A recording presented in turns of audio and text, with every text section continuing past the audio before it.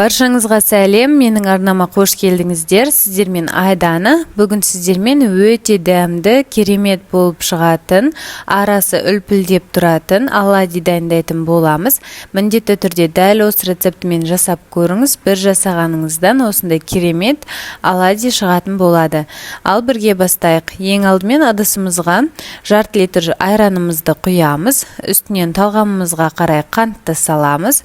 Одан соң тұзды қосып, бір жұмыртқаны саламыз. Жақсылап бір келкі болғанша араластырамыз.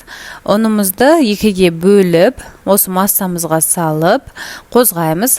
Ұнды салған кезде арасынан соданы қосып саламыз.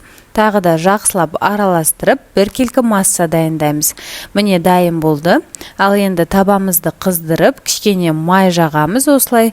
Одан соң оладьилерімізді осылай бір қасықтан құйып шығатын боламыз. Оттың асты қатты болмауы қажет, орташа болуы керек. Егерде қатты қойсаңыз, асты тез күйіп кетеді. Сондықтан орта отта осылай пісіріп аламыз. Өте оңай дайындалады.